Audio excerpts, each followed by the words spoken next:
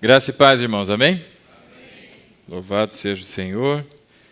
Nós temos fé de que Deus, há de manifestar a sua vontade na vida do Carlinhos, E nós testemunharemos, assim como o irmão, da fidelidade do Senhor, amém? Deus é bom. Meus irmãos, eu peço a todos que sigam comigo a Epístola de Paulo aos Romanos, no capítulo 5.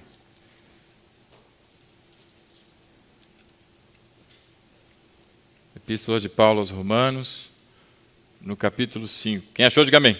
Amém. Quem achou, diga peraí. Romanos rapidinho, quero ver a Geu. Demorou 15 minutos para achar a Geu. Amém. Capítulo 5 da Epístola de Paulo aos Romanos.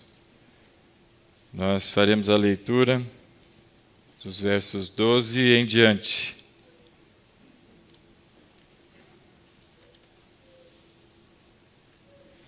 Assim diz a palavra do Senhor. Romanos 5, verso 12.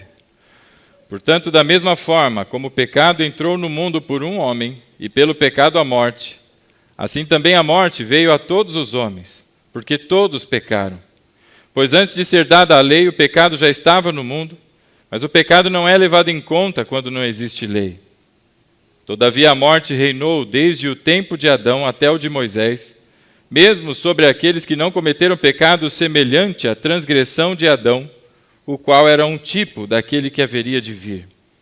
Entretanto, não há comparação entre a dádiva e a transgressão. De fato, muitos morreram por causa da transgressão de um só homem, mas a graça de Deus, isto é, a dádiva, pela graça de um só, Jesus Cristo, transbordou ainda mais para muitos. Não se pode comparar a dádiva de Deus com a consequência do pecado de um só homem. Por um pecado veio o julgamento, que trouxe condenação, mas a dádiva decorreu de muitas transgressões e trouxe justificação.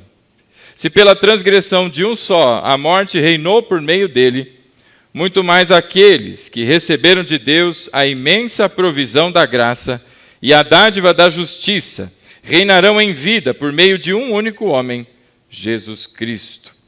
Consequentemente, assim como uma só transgressão resultou na condenação de todos os homens, assim também um só ato de justiça resultou na justificação que traz vida a todos os homens. Logo assim, como por meio da desobediência de um só homem, muitos foram feitos pecadores, assim também por meio da obediência de um único homem, muitos serão feitos justos. Até aqui, meus irmãos, fechem os olhos, curvem a fronte em reverência ao Altíssimo e oremos. Santo Deus, Pai querido, obrigado, Senhor, por esta noite, pelo privilégio que a nós é dado, Senhor, de estarmos em Tua casa e ouvirmos a Tua voz, Pai. Pedimos que o Teu Espírito fale conosco, Senhor, que cessem a voz de homens, que cessem preocupações, Senhor, e agitação, mas que possamos, Senhor, contemplar a Tua beleza, a Tua riqueza, Senhor, em graça, mediante a Tua palavra, Senhor, a ser exposta nessa noite, e que o Senhor nos abençoe abundantemente, Pai, é o que lhe pedimos, e desde aqui te agradecemos, Senhor, em nome de Jesus, amém e amém. Amém, meu irmão? Glória a Deus. Meus amados, eu não sei quantos se deram conta, ou se é que fizeram conta, estamos há 7 semanas da Páscoa, há exatas 7 semanas. Hoje e mais 6 domingos, daqui então a 7 semanas, estaremos na Páscoa.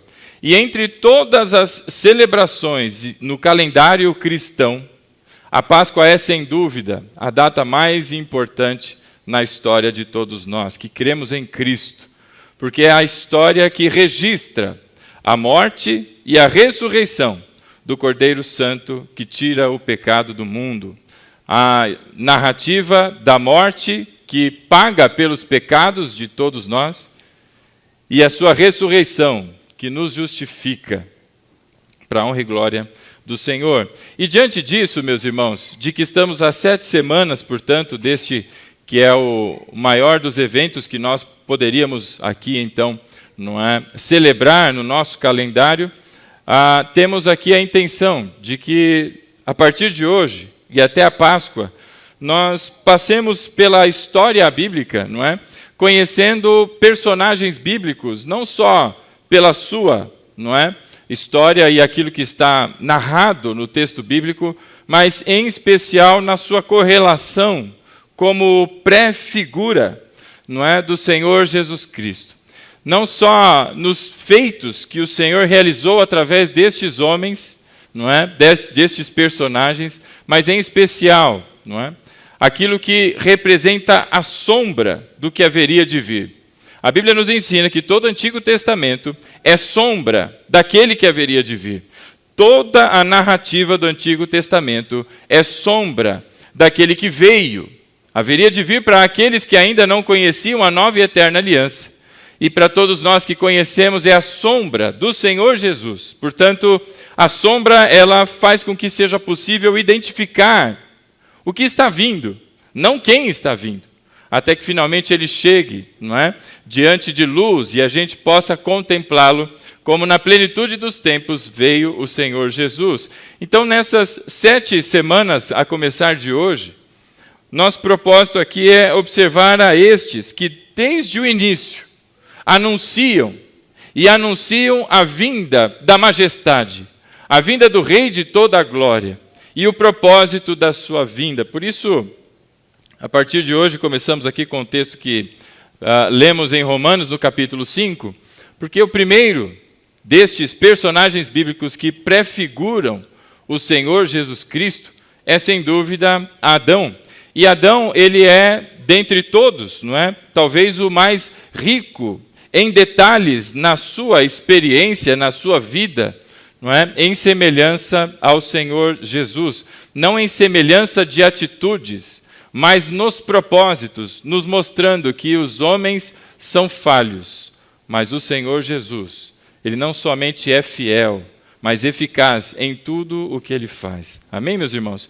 Então aqui nós vemos, a partir aí do versículo 12 de Romanos, no capítulo 5, o apóstolo Paulo, ele está diante, não é, de um momento muito importante. Essa epístola aos Romanos, ela registra como que sistematicamente toda a doutrina da nova e eterna aliança. É um texto muito denso, muito rico em detalhes e que precisa ser estudado com muita atenção, com muito carinho, porque ao olhar para o texto sagrado, muitas doutrinas falsas, muitos dogmas que não se sustentam biblicamente são desmontados pelo simples fato de examinar com cautela as Escrituras. E este texto, em especial aos Romanos, por alguma razão, é o mais, não é, seja ignorado ou não valorizado pela igreja. E exatamente pelo fato de ser um texto muito denso.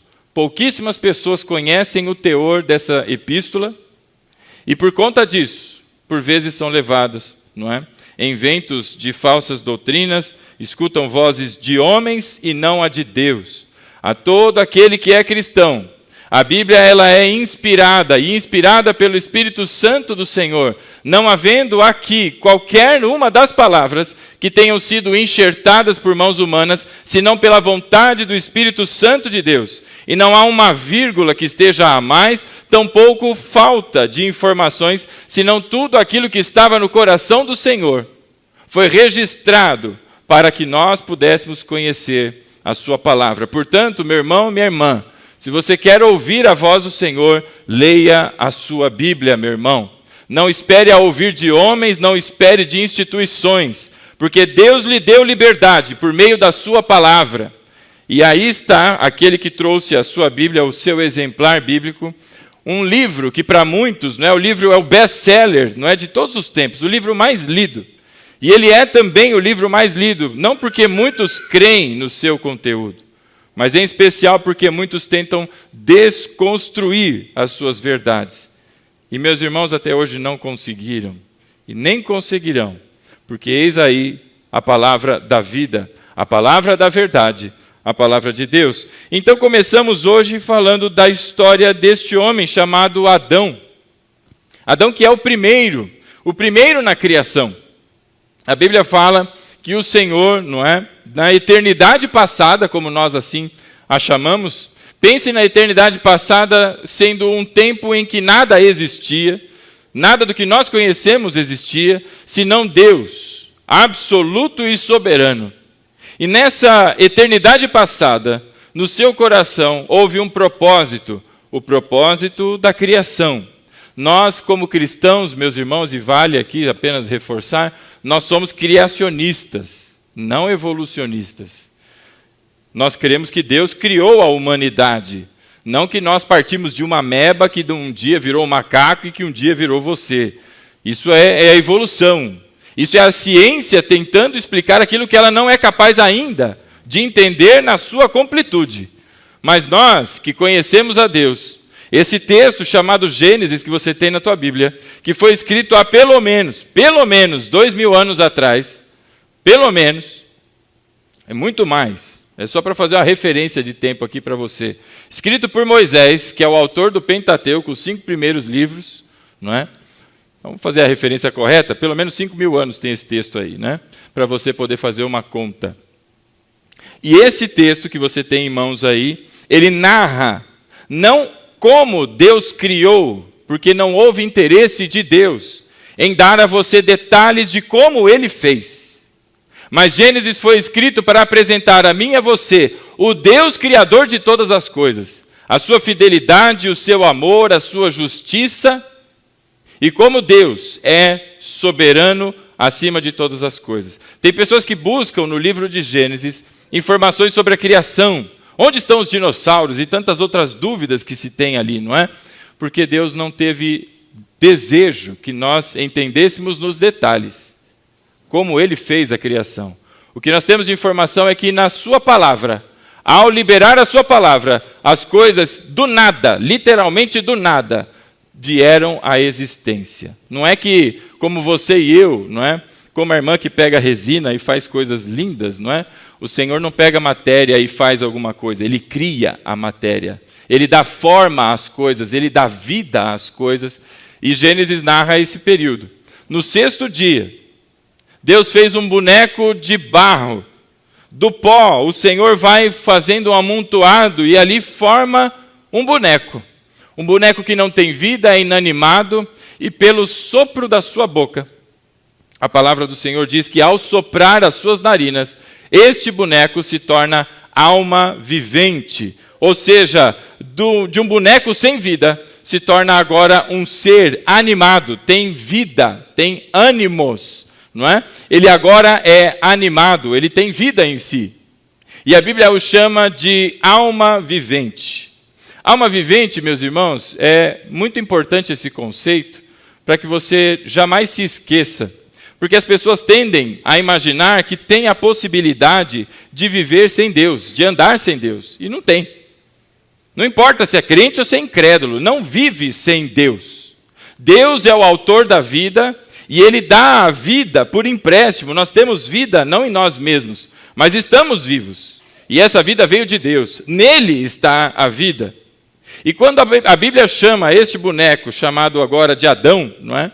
De alma vivente, o termo ali no hebraico é Nefesh Hayah.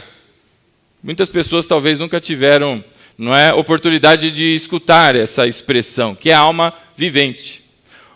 Nefesh Hayah, meu irmão, em hebraico, não é? Na sua língua original, na Bíblia, é sistema digestivo ou digestório.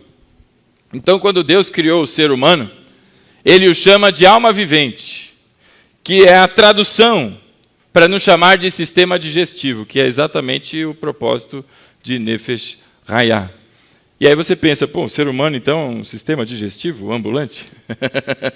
É exatamente isso. E para que você não perca de vista o que isso significa, eu aprendi no tempo de faculdade, é um exemplo que é marcante para mim. Você já viu um passarinho ao eclodir de um ovo, certo? Se não viu, você já viu um passarinho recém-nascido. É aquele bicho cabeçudo, né? Tem um corpício e um cabeção. Tem olhos gigantescos assim, meio que esbugalhados, e ele tem os biquinhos que ficam quase o tempo todo abertos. E a sua cabeça é inclinada não é? Ou projetada para cima, e ele fica assim quase que o tempo inteiro, não é? Você consegue imaginar isso? Isso é alma vivente. O que aquele passarinho está esperando? Ele está esperando pela mãe para trazer o alimento. Quando a Bíblia nos chama de alma viventes, ela nos chama de um ser que é totalmente dependente de Deus. E ainda que você busque em mulheres, em sair por aí, em dinheiro, em aventuras por esse mundo, adrenalina, não sei onde você busca, nada vai trazer a você a sensação de saciado, nunca você vai se sentir saciado, porque somente Deus tem o alimento que você espera, que a tua alma necessita, é somente Deus. Por isso o fez alma vivente, e desde aquele tempo dependente do Senhor. Totalmente dependente. E ali está o homem, formado. E para este homem formado, agora chamado Adão, o primeiro em carne, Deus dá algumas missões para ele. Deus dá a ele, em primeiro lugar, um espaço, um lugar chamado Éden.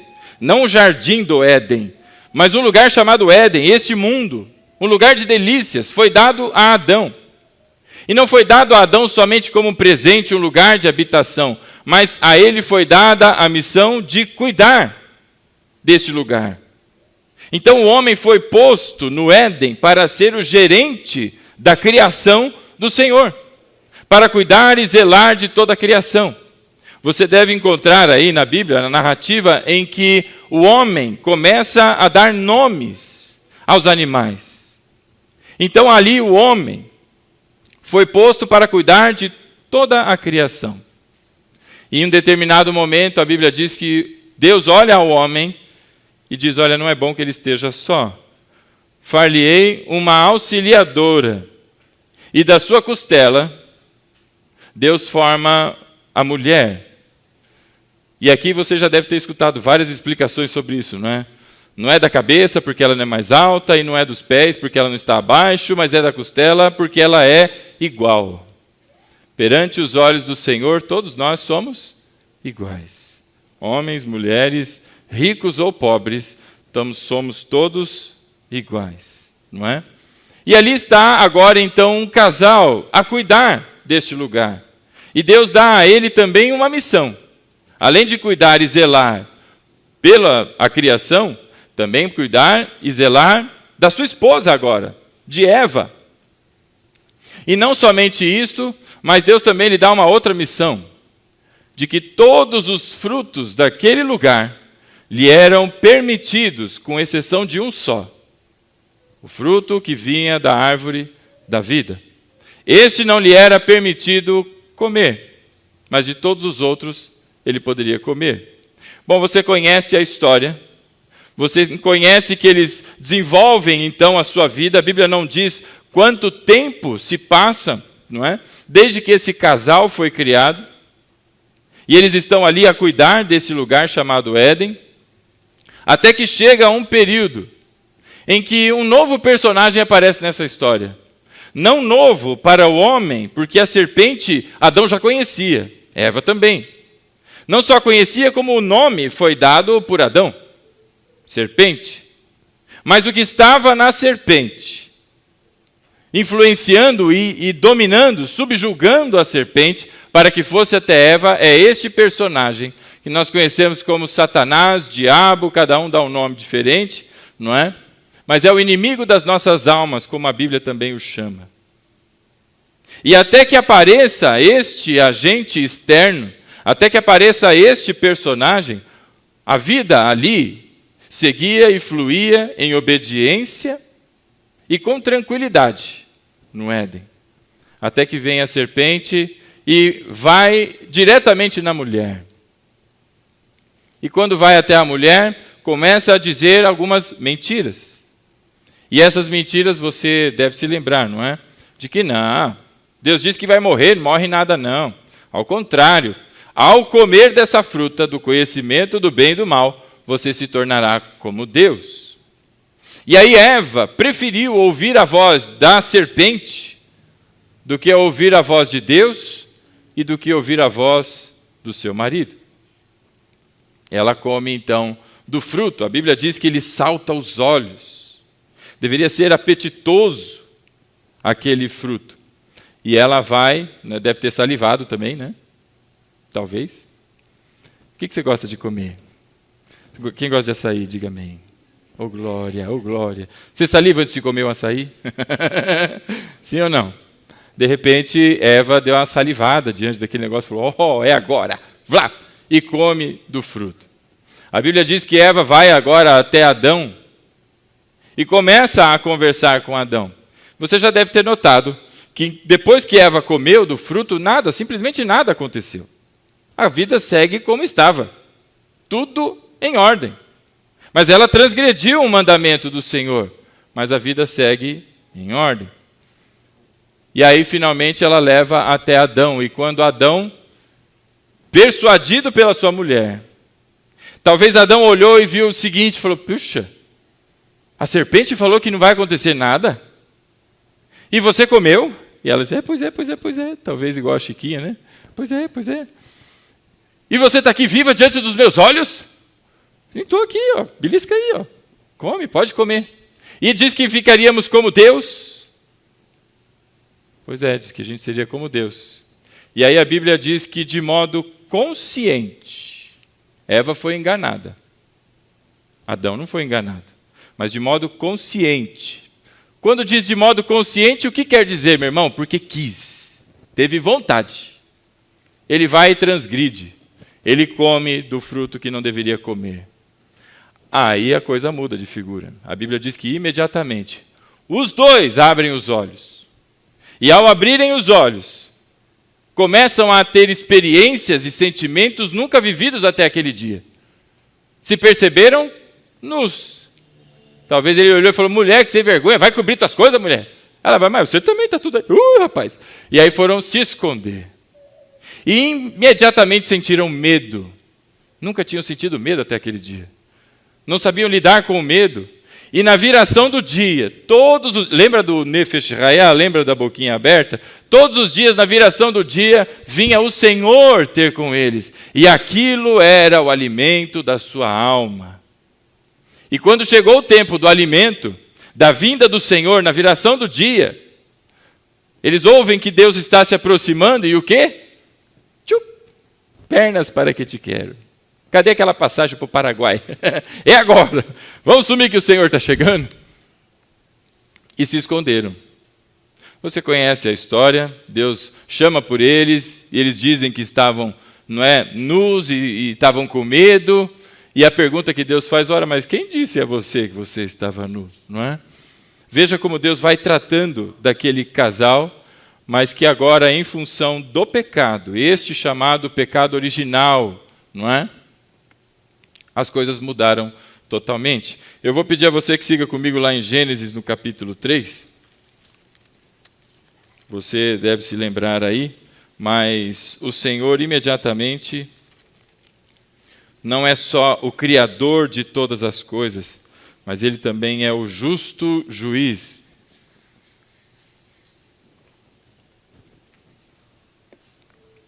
E o seu juízo é justo e gracioso. Capítulo 3 de Gênesis. Veja aí o verso 11. E Deus perguntou, quem lhe disse que você estava nu? Por acaso você comeu do fruto da árvore da qual lhe proibi comer? E você sabe que Deus é onisciente. E você sabe que Deus conhece todas as coisas. Ainda a palavra não chega à nossa boca, Ele já conhece. Por que Deus precisaria perguntar? Senão, para que o homem possa enxergar o que está dentro dele, mas ele ainda não conhece. E aí olha a resposta de Adão. É a resposta de todo maridão. Geralmente, os maridos seguem nessa linha. Aí, marido, você que não se encaixa nisso aqui, não levante a mão que talvez Deus te leve para o céu. E aí veio o homem, verso 12. Foi a mulher que tu me deste por companheira. Ela que me deu do fruto da árvore e eu comi. Quando há alguma coisa errada em casa, geralmente o homem aponta para a mulher, né? As mulheres não fazem isso, certo? Certo, irmãs? E aí então, verso 13, o Senhor Deus perguntou à mulher: o que foi que você fez? Porque de fato ela levou o fruto até Adão. E aí a resposta da mulher: a serpente que me enganou e eu comi. E aí o jogo da batata quente começou, né? Adão joga para Eva joga para a serpente, e talvez eles tenham pensado: ufa, a gente se livramos. E aí vem a continuidade, não é? No verso 14. E então vem o justo juiz. O Senhor Deus declara à serpente: uma vez que você fez isso, maldita é você entre todos os rebanhos domésticos e entre todos os animais selvagens. Sobre o seu ventre você rastejará, e pó comerá todos os dias da sua vida. Porém, inimizade entre você e a mulher, entre a sua descendência e o descendente dela, este lhe ferirá a cabeça e você lhe ferirá o calcanhar. E aqui, meus irmãos, esse trecho de texto que acabamos de ler é o que nós conhecemos como proto-evangelho. É a primeira pregação do evangelho, é o anúncio da vinda do Messias, aqui já desde este momento, onde Deus anuncia a sua sentença, o seu juízo contra o pecado. Coisa importante que você deve perceber: o pecado não fica sem o seu juízo, o juízo da parte de Deus. E ainda que Deus lance o seu juízo, como aqui o fez, Deus é gracioso e na sua misericórdia já preparou o caminho que o homem jamais teria condições de alcançar. Por isso ele já anuncia a descendência dessa mulher. E esse descendente da mulher lhe ferirá o calcanhar. Note aí o verso 15, ou melhor, lhe ferirá a cabeça. Olha aí o verso 15. Porém, inimizade entre você e a mulher, entre a sua descendência e o descendente dela, e este, o descendente dela, está no singular. Eva teve pelo menos 2 filhos que você conheceu, não é? Quem foi? Jacó e Ismael, certo? Daniel, Jeremias. Quem foram os filhos? Eita glória! Caim e Abel, pelo menos 2. E aí vem o resto da descendência. E esses tiveram filhos, que tiveram filhos, que tiveram filhos, que tiveram filhos, chegou até você e chegou até mim. Olha a quantidade, hoje tem 8 bilhões de pessoas neste mundo.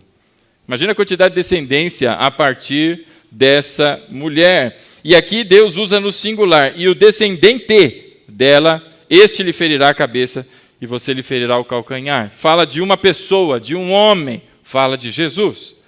E aí vem a consequência para a mulher no verso 16. E a mulher então declarou: multiplicarei grandemente o seu sofrimento na gravidez, com sofrimento você dará à luz filhos, e o seu desejo será para o seu marido, e ele a dominará. A mulher agora passa, não é, na procriação, a ter dores de parto, não é? Quem já teve parto normal deve entender bem este versículo, não é? E talvez a pior parte para as mulheres é que o seu desejo será para o marido e ele a dominará.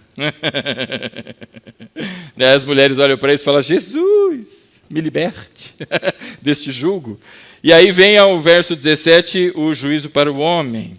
E ao homem declarou: visto que você deu ouvidos à sua mulher, comeu do fruto da árvore, da qual eu lhe ordenara que não comesse, maldita é a terra por sua causa. Com sofrimento você se alimentará dela todos os dias da sua vinda. Ela lhe dará espinhos e ervas daninhas, e você terá que alimentar-se das plantas do campo. Com o suor do seu rosto você comerá o pão, até que volte à terra, visto que dela foi tirado, porque você é pó, e ao pó voltará. E neste trecho de texto, então, meus irmãos, nós vemos o juízo que Deus aplica a estes, não é? Estes 3, o homem, a mulher e a serpente, já anunciando ali o evangelho. Na continuação do texto, logo em seguida do juízo, acontece o primeiro sacrifício. O primeiro sacrifício é feito para que, a partir da pele desses animais, tanto o homem quanto a mulher fossem cobertos na sua vergonha, cobertos na sua nudez. E este sacrifício aponta para aquele que cobre as nossas vergonhas, o sangue derramado na cruz, que cobre as nossas falhas e as nossas vergonhas. Então, quando olhamos para Adão, este homem formado, que tinha ali propósito de Deus, Deus deu a ele um lugar para ele cuidar, Deus deu a ele trabalho, Deus deu a ele uma auxiliadora para que ele pudesse proteger, guardar, e fez com ele uma aliança. Em tudo isso, este homem falhou, foi falho. Então, o que nós podemos notar na vida de Adão? Deus deu a ele algumas coisas, e nestas coisas é que nós encontramos e passamos a encontrar aquilo que a Bíblia chama de prefiguração, ou um tipo de, ou sombra de. Primeira coisa que nós observamos, meus irmãos, é quando se fala sobre ser o primeiro em carne. Adão tinha a primogenitura na carne. Foi o primeiro homem a ser criado, não é? E nós olhamos isto ao ser comparado com o Senhor Jesus, que o Senhor Jesus, de fato, é o primeiro. A Bíblia fala em Colossenses que antes que todas as coisas existissem, ele já existia. E eu queria que você fosse comigo lá então, em Colossenses no capítulo 1, Epístola de Paulo aos Colossenses, lá no capítulo 1. Bora tirar as teias de aranha da Bíblia, quem não usa com frequência. Colossenses no capítulo 1. Quem achou, diga amém. Quem achou, diga peraí. E não vale usar a orelhinha da Bíblia, hein, irmão? Tem que passar do estágio e ir para o nível profissional, hein? Sair das orelhinhas aí, ó. Colossenses capítulo 1.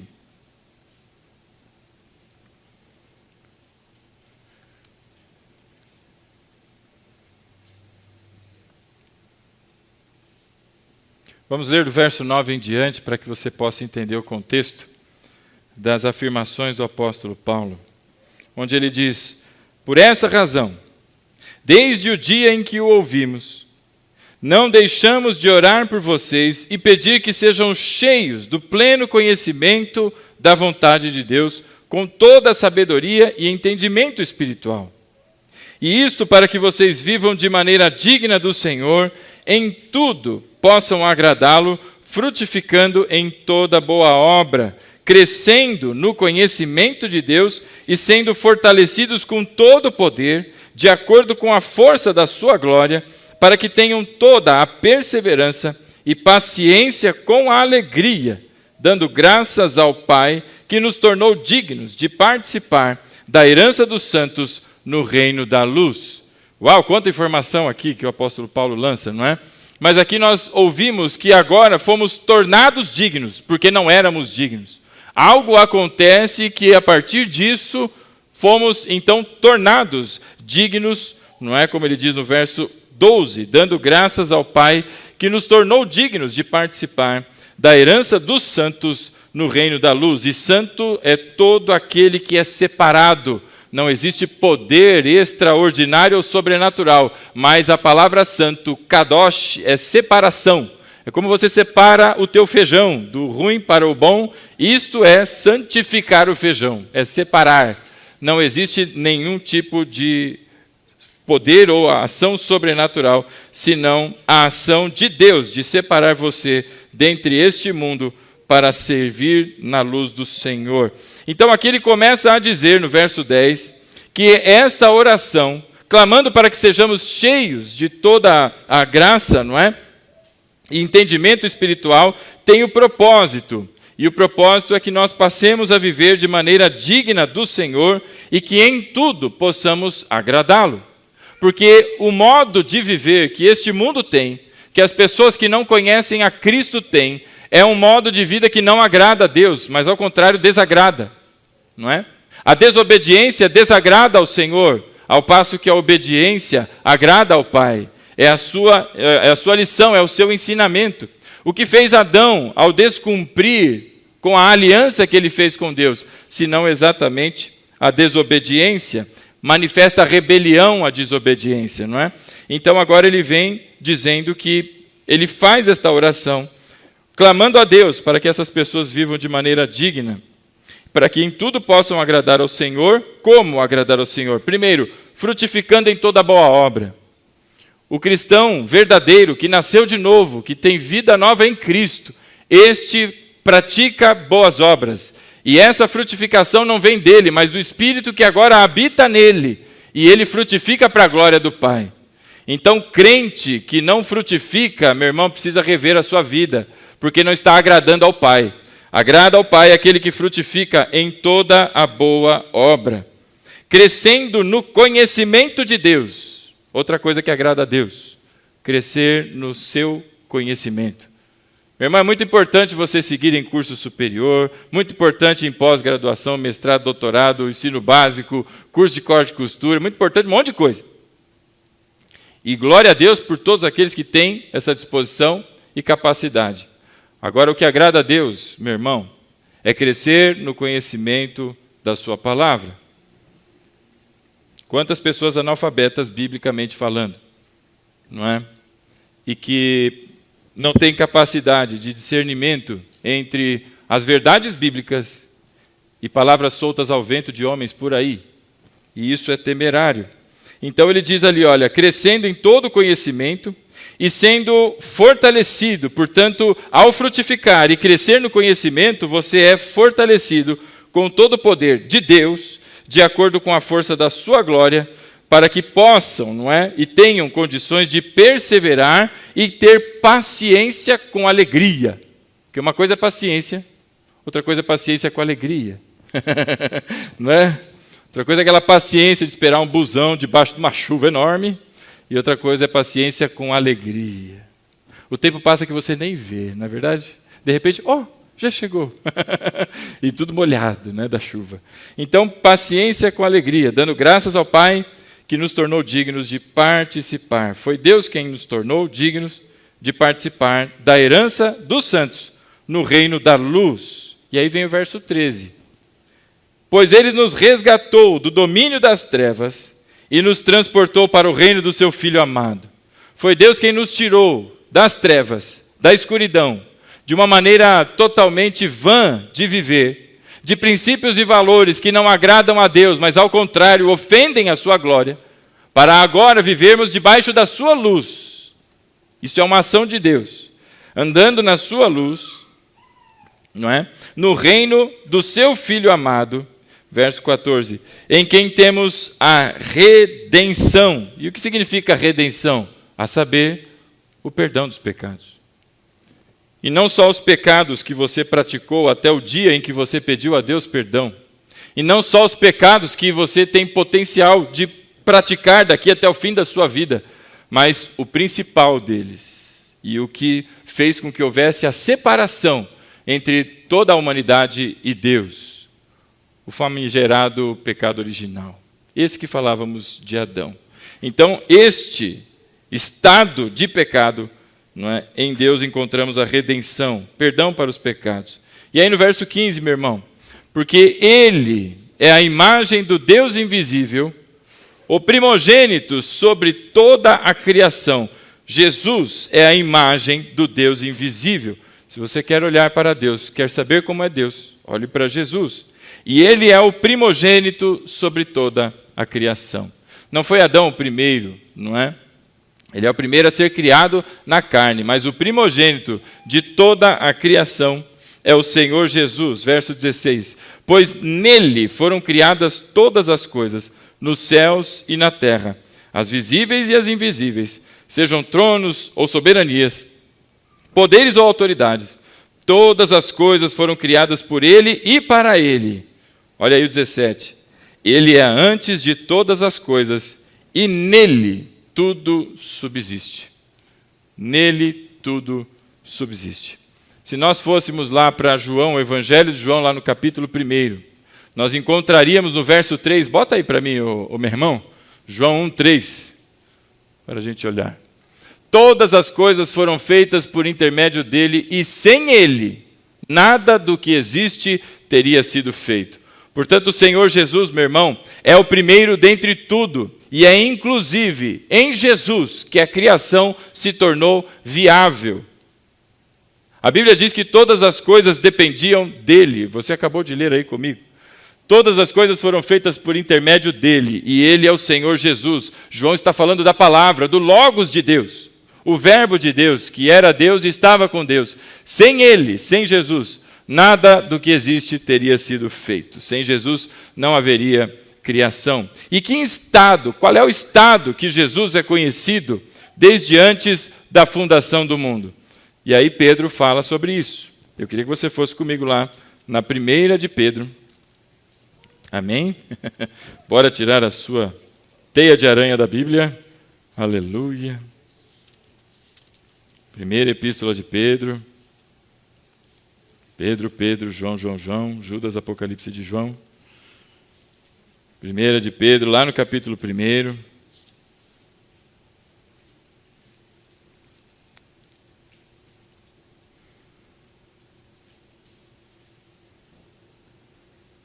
Vamos ler a partir do verso 13, para que você entenda o contexto.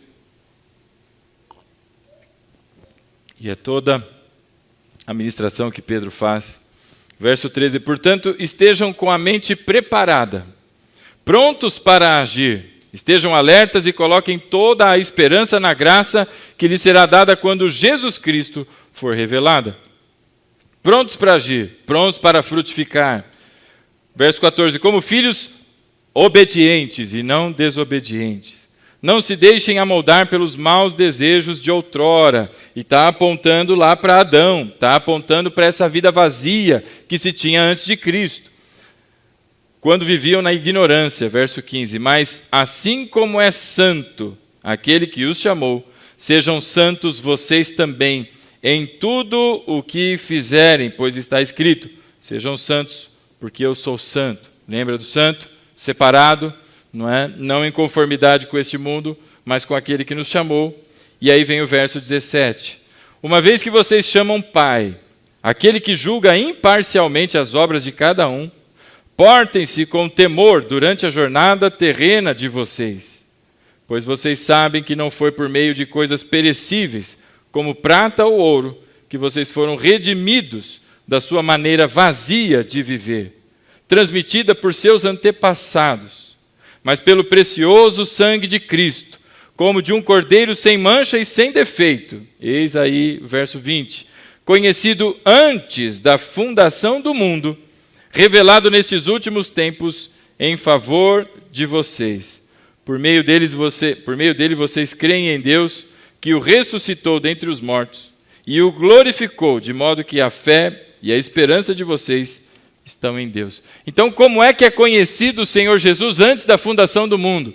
Como nós vimos, sem ele nada teria sido feito. Ele é conhecido pelo derramamento do seu sangue. Ele é conhecido pelo seu sacrifício. Sacrifício que acontece na cruz, não é? Em algum momento da história, mas que antes da criação do mundo, ele já era conhecido e conhecido com efeito.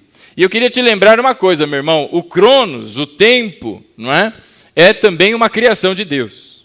Nós estamos debaixo dele, Deus não. Portanto, é esta a lógica. Então, aqui está Adão como primogênito dentre aquele que é feito de carne, nascido de mulher, não é? Ele é o primeiro. Mas o Senhor Jesus, não é? Espiritualmente é o primeiro. Ele é a razão, inclusive, de que estivéssemos aqui. Aquele que crê nele e aquele que não crê nele, a razão de estarem vivos é porque o seu sangue, o sangue como de um cordeiro sem mácula, é conhecido e conhecido com efeito antes da fundação do mundo. Então a primogenitura é do Senhor Jesus, porque quis Deus que tudo convergisse para ele, inclusive a primogenitura. Ele é o primeiro dentre os mortos a ser glorificado, não é, na sua ressurreição, entre muitos, como o texto de Romanos que nós vimos. Então o primeiro ponto é a questão, não é, de ser o primeiro homem. Nós vamos encontrar no texto que nós lemos aí em Romanos, no capítulo 5, que o Senhor Jesus, ele é o segundo Adão, também chamado de último Adão, porque é uma comparação direta entre o primeiro e agora o Senhor Jesus. Além de ter sido o primeiro, Adão também foi colocado, meu irmão, como, entre aspas, rei, porque todas as coisas da criação foram subjugadas ao seu domínio. A palavra diz lá em Gênesis que todas as coisas, não é? Os peixes, as aves, os animais que rastejam, os que galopam, os que caminham, e assim por os tatu-bolinhas, não é, que fazem bolinhas, todas estavam debaixo do domínio de quem? De Adão. E Adão, meu irmão, ali parecia uma espécie de rei, uma espécie de dominus, e ele exercia domínio sobre a criação do Senhor.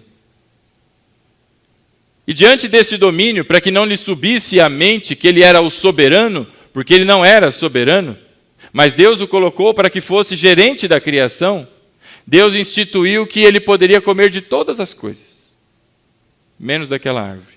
Um dos propósitos para que o homem e também a sua esposa não comessem daquela árvore, da árvore do conhecimento do bem e do mal, é para que o homem não se percebesse soberano, mas subjugado à vontade do Senhor. Em obediência, ele comia de tudo, menos daquela. E esta árvore, então, foi colocada ali, para que o homem percebesse que ele não é o Senhor sobre todas as coisas. O Criador é Deus. O soberano e o Altíssimo é o Senhor. E o homem foi posto ali para cumprir a sua função de gerenciar toda a criação e a obra do Senhor. Então, quando olhamos para Adão, ele exerce um domínio. E quando olhamos para o Senhor Jesus, ele é o Rei de toda a glória. Esse é o Rei verdadeiro. As coisas eram como sombra. Olhando para Adão, você vê ali o domínio sobre tudo, e agora você olha para Cristo, é o Rei do universo, meu irmão. Vamos comigo lá para Apocalipse, no capítulo 19. Apocalipse é fácil de achar, né? Os irmãos aí estão craques em achar Apocalipse, amém? E tinha até aquela música, no Apocalipse. Como é que era aquela música do Apocalipse? Oh, glória. Achou Apocalipse aí, meu irmão?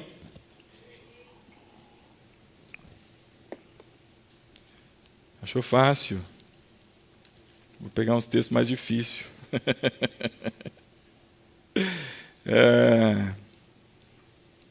Eu queria que você visse aí o capítulo 19, a partir do verso 11. Apocalipse é um texto bastante, não é, simbólico, tem muitos símbolos aqui. E o capítulo 19 descreve, não é, o Senhor Jesus, a partir do verso 11.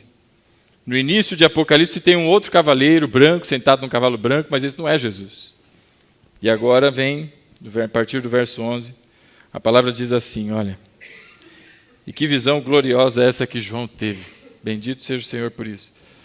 Vi os céus abertos, e diante de mim um cavalo branco, cujo cavaleiro se chama Fiel e Verdadeiro. Louvado seja o Senhor. Ele julga e guerreia com justiça. Os seus olhos são como chamas de fogo, e em sua cabeça há muitas coroas. E um nome que só ele conhece e ninguém mais. Está vestido com um manto tingido de sangue, e o seu nome é Palavra de Deus. Os exércitos dos céus o seguiam, vestidos de linho fino, branco e puro, e montados em cavalos brancos. Da sua boca sai uma espada afiada, com a qual ferirá as nações. Ele as governará com cetro de ferro. Ele pisará o lagar do vinho, do furor da ira de Deus, o Todo-Poderoso. E em seu manto e em sua coxa está escrito este nome: Rei dos Reis, Senhor dos Senhores. O verdadeiro rei, o rei sobre todos, assim como Davi prefigura o rei e um reino de justiça, um rei poderoso, eles são todos sombra daquele que haveria de vir, do Senhor Jesus. E ainda em Apocalipse, meu irmão, para quem ainda não entendeu, não é que o Senhor Jesus é desde a fundação do mundo. Eu folheando aqui, eu passei por um texto e vale a pena que a gente veja. No capítulo 13 de Apocalipse, ainda sobre o nosso ponto anterior, não é? Da primogenitura, do fato dele ser conhecido. O homem conheceu a Cristo pelas profecias da vinda do Messias, e cerca de 2000 anos se passam até que vem o Messias. E agora nós o conhecemos porque ele veio. mas o universo conhece. Capítulo 13, olha aí o que é que diz o verso 8, meu irmão. Todos os habitantes da terra adorarão a besta, a saber, todos aqueles que não tiveram os seus nomes escritos no livro da vida do Cordeiro, que foi morto desde a criação do mundo. E aí vem o verso 19, né? Aquele que tem ouvidos ouça, e o texto segue. O seu sangue e o fato dele ser entregue é conhecido e manifestado desde antes da fundação do mundo.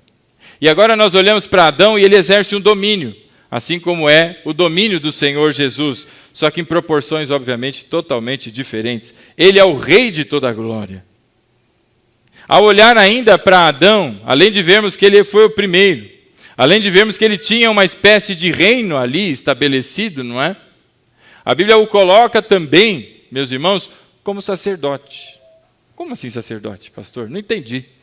Ora, claro, porque ele tem agora a condução de uma aliança. Deus fez com ele uma aliança. Se você voltasse em Gênesis, no capítulo 2, você veria que primeiro Deus dá a ordem para que coma de tudo, menos do fruto da árvore do conhecimento do bem e do mal. E depois vem a criação da mulher. Far-lhe-ei uma ajudadora, não é bom que o homem esteja só e tudo mais. Então a aliança é com Adão, é também chamada aliança adâmica. E esta aliança qual era? Na obediência, não comer daquele fruto, porque certamente eles morreriam. Essa foi a palavra de Deus, que se um dia desse fruto você comer, você morrerá. Guardou isso aí? Morte? Pois é. Então qual é o sacerdócio de Adão? A manutenção agora da sua família. A manutenção da obediência ao Senhor em comer tudo, menos daquele fruto que Deus não permitiu que comessem. E aí nós olhamos para o Senhor Jesus e Ele é o nosso grande sumo sacerdote. O Senhor Jesus é aquele que veio oferecer a si mesmo, em favor de todos, em favor de muitos, como diz a Bíblia, para que agora fôssemos reconciliados com o Senhor. Então o Senhor Jesus, Ele é o grande sumo sacerdote. Ele é a oferta para a redenção dos pecados. O Senhor Jesus, Ele assume esse papel. Então quando olhamos para Adão, vemos ali que ele tinha um sacerdócio. O Senhor Jesus é o nosso grande sumo sacerdote. E nas palavras do autor aos Hebreus, em que vai dizer que agora os grandes sumos sacerdotes, eles morriam e vinha outro, morria e vinha outro, e tinha que sacrificar, não é? Todo ano aquele sacrifício de oferta pela sua própria vida e pelo povo. Agora vem o Senhor Jesus, que oferece um único e suficiente sacrifício. E Ele não é só o Cordeiro Pascal, mas Ele também é o sumo sacerdote, que oferece o sacrifício. Em Hebreus ainda continua dizendo que agora Ele continua num templo não feito por mãos de homens, mas um templo celestial. E o Senhor Jesus continua lá a interceder por todos nós, porque Ele é o nosso grande sumo sacerdote. E quanto a isso, meu irmão, eu queria que você olhasse para a primeira, não é, de Paulo a Timóteo, no capítulo 2, isso é extremamente importante, porque ele é o nosso sumo sacerdote. Não existe outro que seja capaz de qualquer mediação, intermediação, a favor de qualquer homem, vivo ou morto, senão o Senhor Jesus. Primeira de Paulo a Timóteo.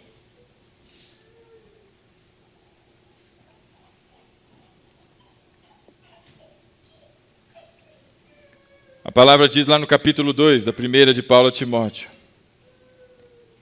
Verso 1, não é? Antes de tudo, recomendo que se façam súplicas, orações, intercessões e ações de graça por todos os homens, pelos reis e por todos que exercem autoridade, para que tenhamos uma vida tranquila e pacífica, com toda piedade e dignidade. Isso é bom e agradável perante Deus, o nosso Salvador, que deseja que todos os homens sejam salvos e cheguem ao conhecimento da verdade. E olha aí o verso 5.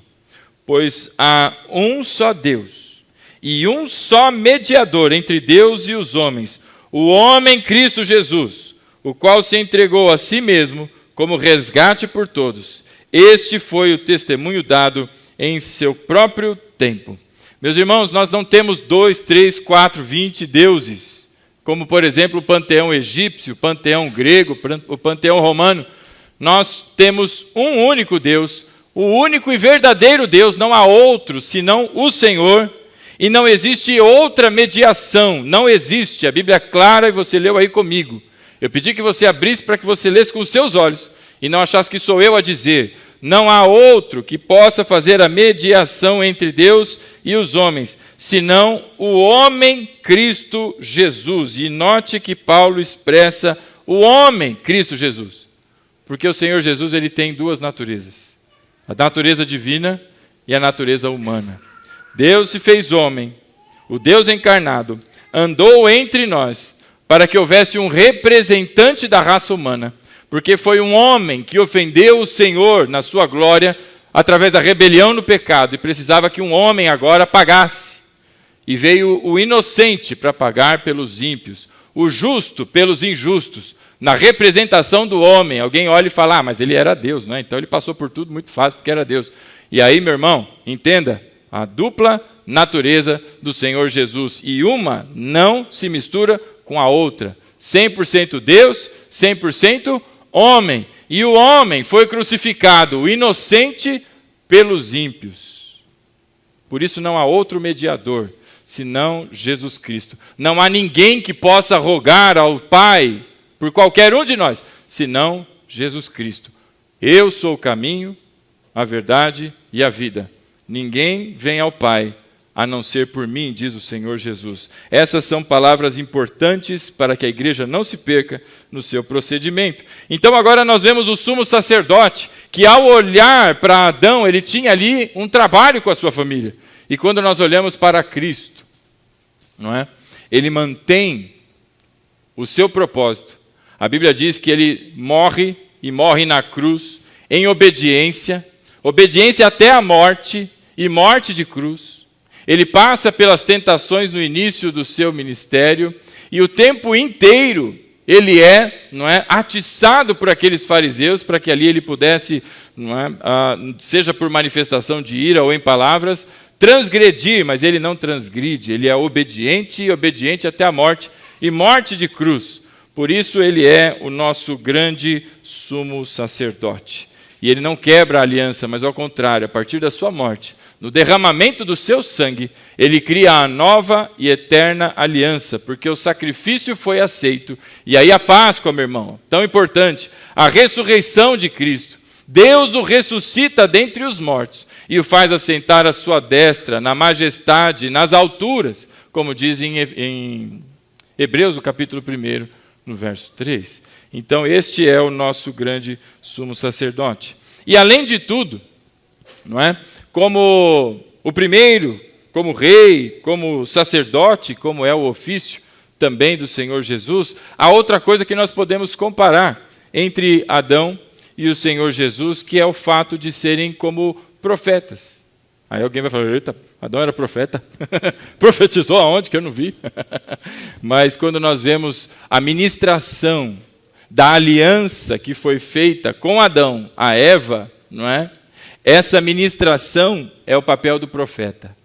Quando ele vai dar nome a animais, por exemplo, não é? Este nome que é dado, ele expressa aquilo que é a vontade do Senhor, porque nada foge ao seu domínio, nada foge ao seu controle. E nós olhamos para Jesus e ele é um grande profeta. A Bíblia diz lá em Hebreus, no capítulo 1, que Deus falou de muitas maneiras e de várias formas, por meio de muitos homens.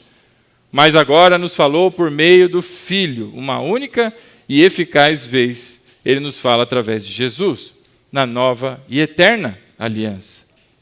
Por isso, eis aí o papel do profeta. Então, existem outros aspectos aí da vida de Adão que nós conseguimos observar que são como sombra e tipo. Agora eu queria que você voltasse lá em Romanos, no capítulo 5, comigo.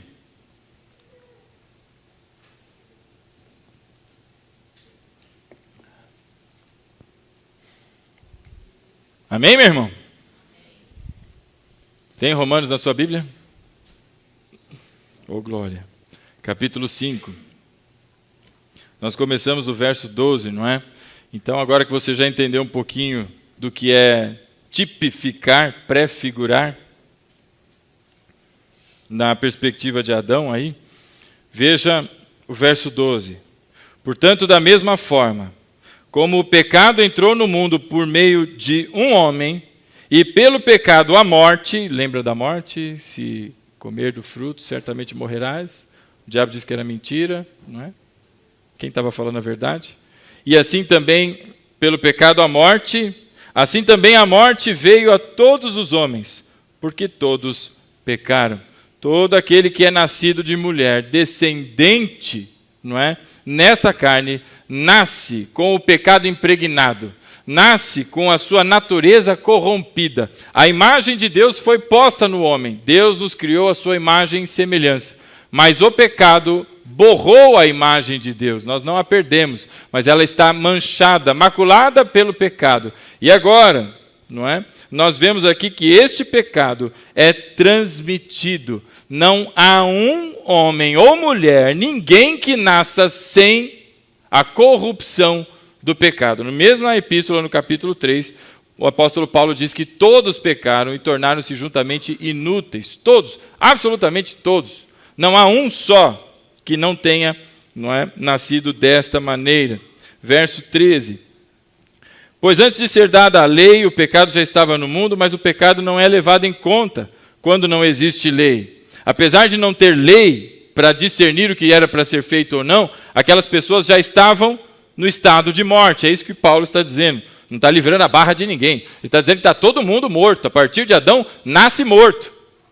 Porque Deus disse que morreria. E se Deus disse que morreria, meu irmão, o que aconteceu? O que você acha que aconteceu? Morreu. Não tem outra conversa.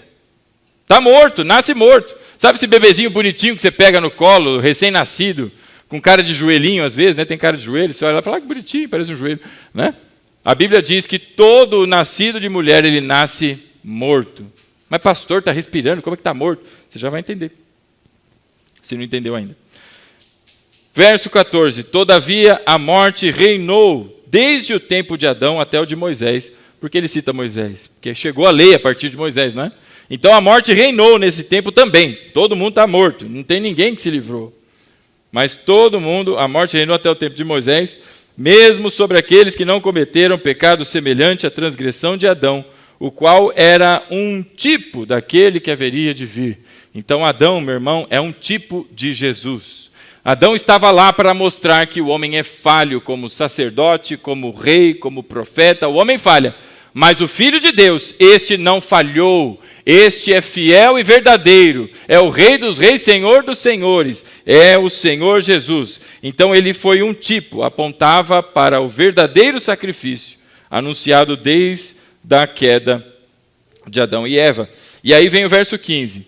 Entretanto, não há comparação entre a dádiva e a transgressão, porque de fato muitos morreram por causa da transgressão de um só homem.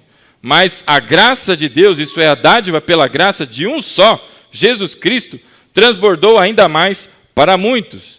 E aqui o que o apóstolo Paulo está dizendo é que não dá para comparar. Como assim não dá para comparar? Porque por meio de uma única ofensa, a morte veio sobre muitos. Mas agora sobre a graça, o apóstolo Paulo vai comparar a ofensa de todos, versus o ato de um único homem. Por isso que ele está dizendo que não se compara. Aqui, a partir de Adão, todo mundo já herdou a sua natureza, já nasceu pecador, nasce morto, e assim vai. E aí agora, né, no verso 16, não se pode comparar a dádiva de Deus com a consequência do pecado de um só homem.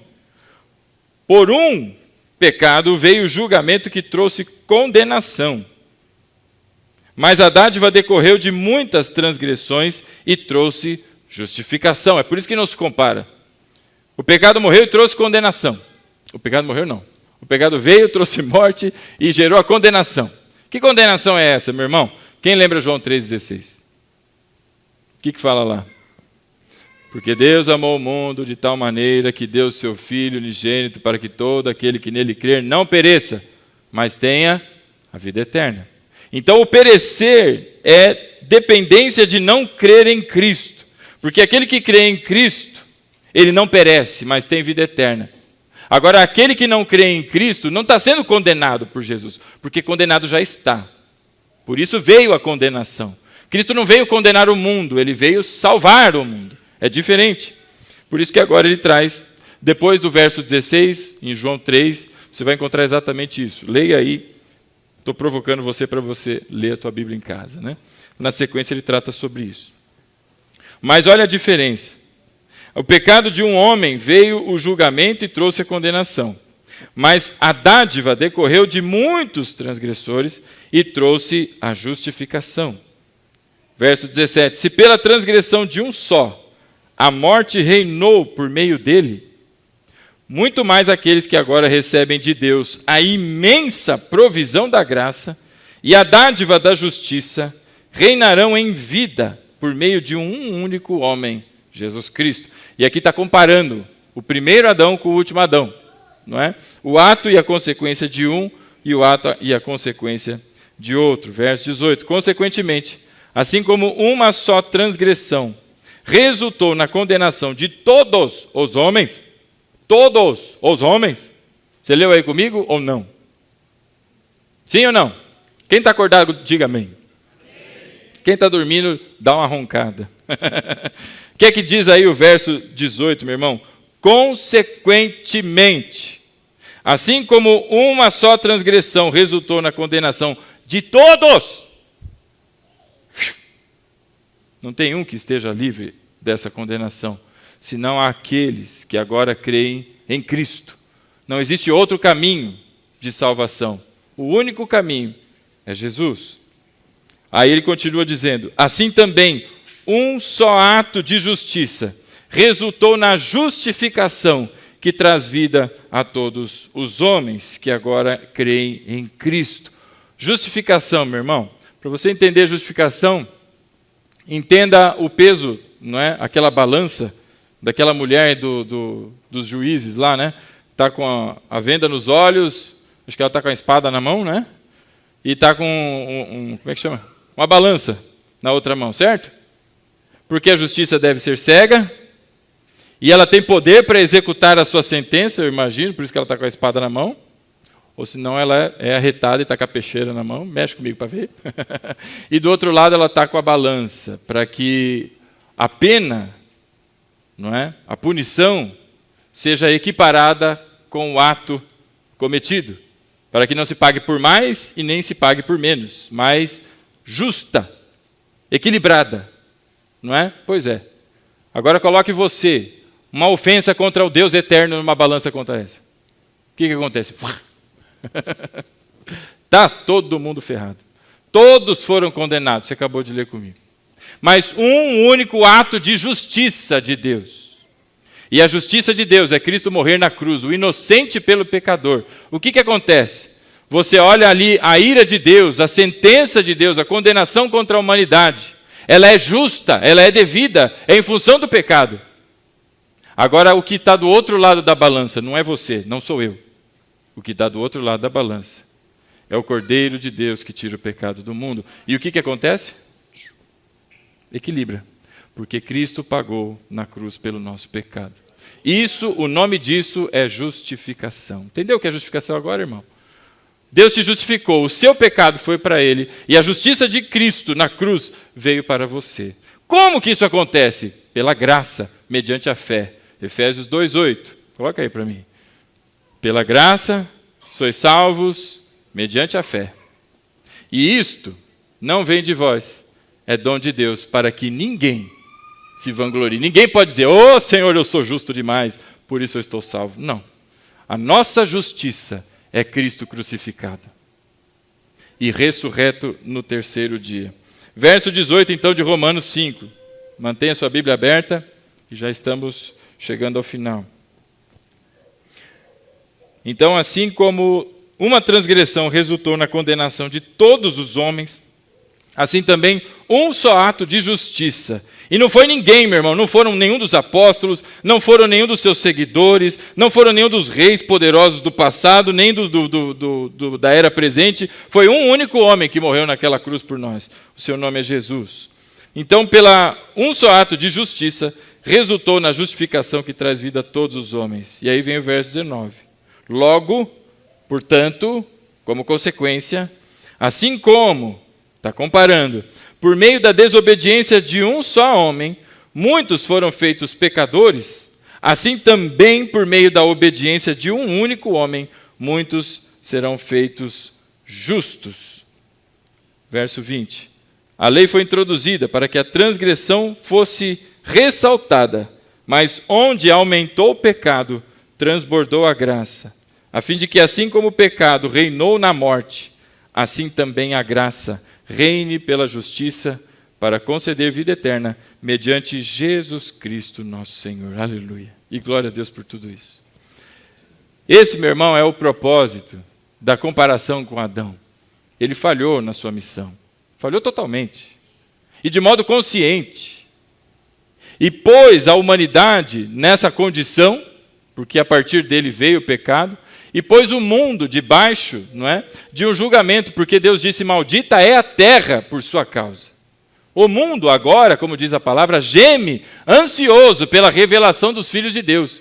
E o que isso quer dizer? Que o mundo, assim como todos os cristãos, anseiam pela volta de Cristo, quando os filhos de Deus serão revelados, para que assim também, não é, a terra seja restaurada como o Apocalipse nos apresenta.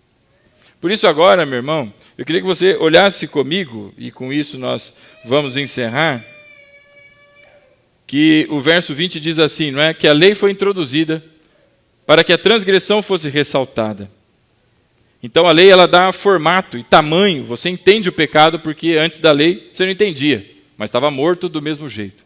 Agora com a lei você entende exatamente o que está pecando. Quando alguém diz, faça isso, mas não faça aquilo, agora você sabe que quando fizer determinada coisa, é exatamente ali, não é, a desobediência e o pecado. Mas onde aumentou o pecado, transbordou a graça.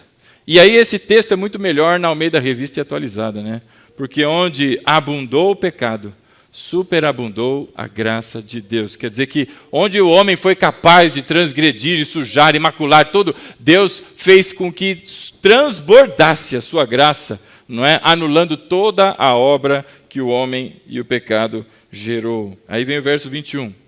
E com que propósito? Não é? A fim de que, assim como o pecado reinou na morte, também a graça reine para a justiça, para conceder vida eterna mediante Cristo, o nosso Senhor, que é o primeiro dentre todos.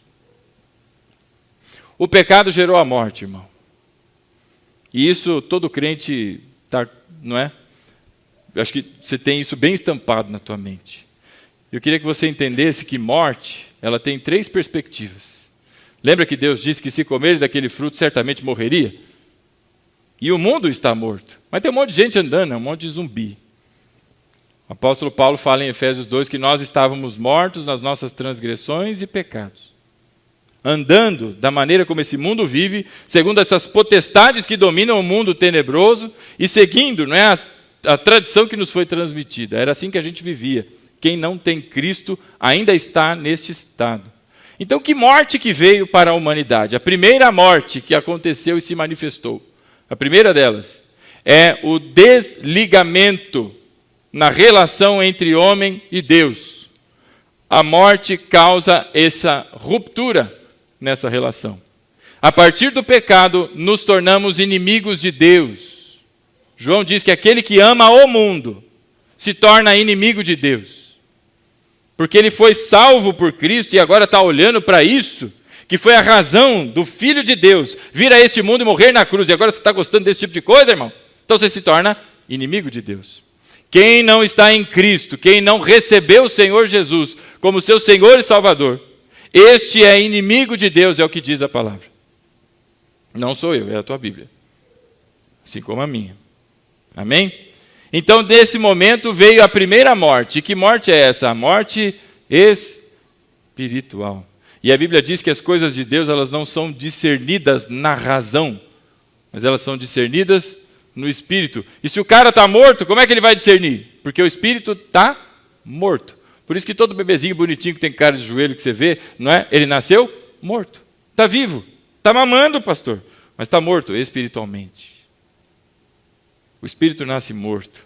Assim como Deus soprou nas narinas daquele boneco e tornou alma vivente, agora este primeiro Adão era alma vivente. O último Adão é espírito vivificante.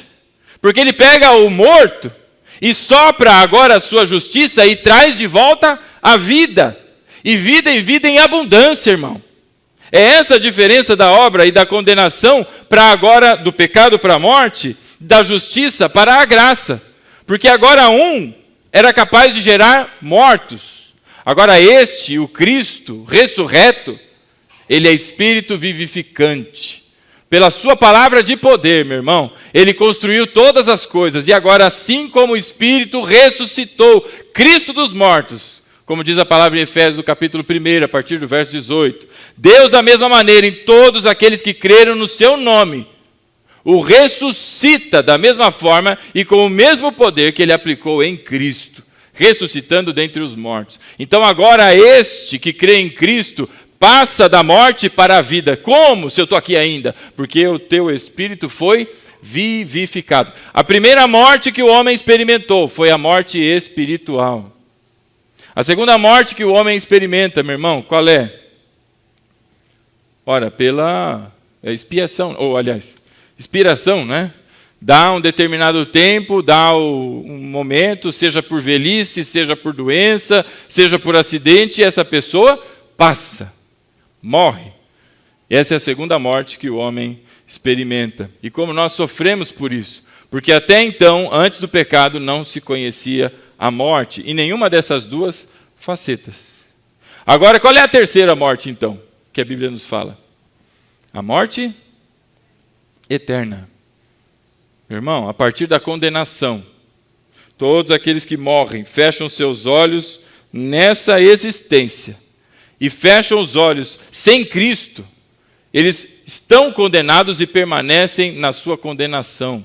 E quando ressuscitarem, não ressuscitarão para a vida, porque todos, segundo a palavra, ao soar da trombeta, ressuscitarão. Todos os mortos ressuscitarão. Uns para a vida em Cristo e outros para a morte. E essa morte, o cara já morreu, vai morrer de novo. Eternamente.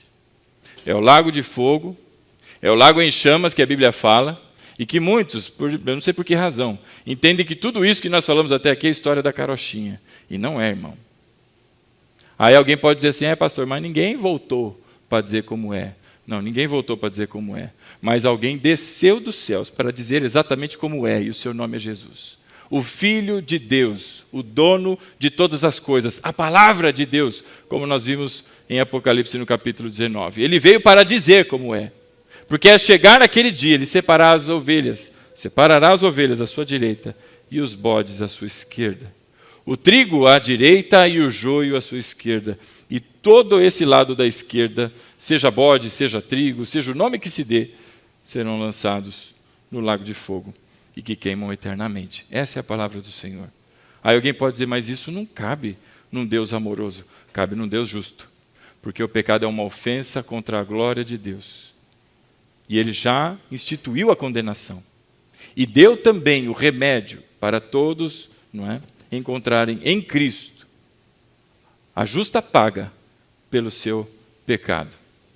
O salário do pecado é a morte, mas o dom gratuito de Deus, ninguém trabalha por isso, é a vida, porque Cristo já pagou. Por isso que o salário do pecado é a morte, mas o salário não é a vida, não é o salário, é a vida, é o dom gratuito. Porque quem pagou não foi você e não fui eu, foi Cristo na cruz do Calvário. Então o homem conheceu 3 mortes. Morte espiritual, morreu. Deus disse que ia morrer, morreram. Só não perceberam que morreram, mas morreram, estavam mortos espiritualmente. E esse é o risco de muito crente, andando por aí achando que está tudo certo, mas está morto espiritualmente. Conhece Deus nesse campo aqui, olha. Mas não desceu ao coração, não está vivo de novo, não conhece verdadeiramente ao Senhor. Está morto espiritualmente. Vai passar, porque todos nós, a não ser que Cristo volte hoje, não é? Ou amanhã, ou depois de amanhã. Aquelas pregações sensacionalistas, né?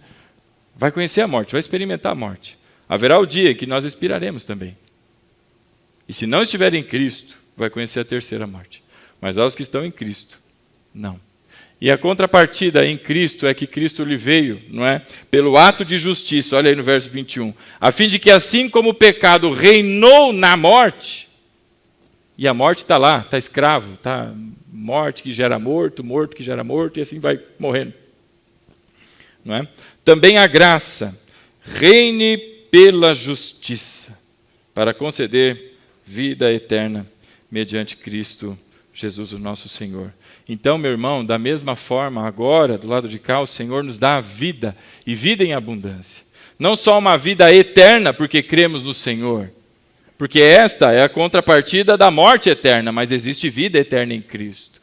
Mas desde hoje, os que aceitam, recebem a Cristo, ouvem a palavra, se arrependem dos seus maus procedimentos, não é? E recebem a Cristo como seu Senhor, estes ganham vida, diz a palavra, assim como aquele boneco foi soprado e se tornou uma alma vivente, agora o Espírito vivificante faz a obra e traz dos mortos a vida.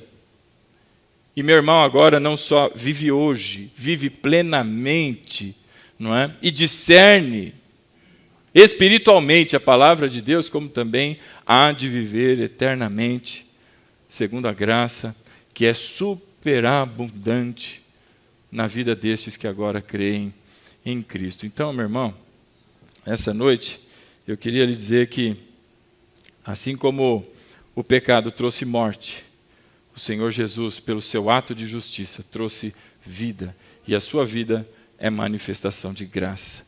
E isso, meu irmão, teve custo, teve preço, custou a vida do unigênito do Pai. Estamos a 7 semanas da Páscoa.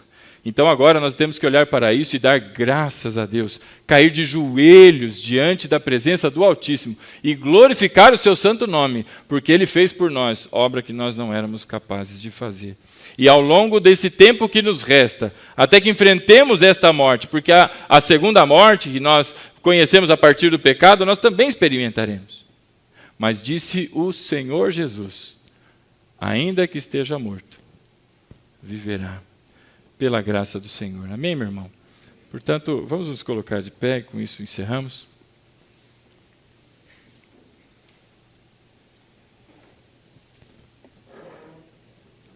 As irmãs de Lázaro ouviram isso de Jesus, não é? Na ressurreição. E o Senhor Jesus mostrou ali para todos que Ele tem poder sobre a morte. A morte morreu no dia em que Jesus morreu. A morte foi tragada pela vida, pela justiça do Senhor. Amém? Então, aí onde você está, eu vou pedir a você que feche os seus olhos. Nós vamos orar.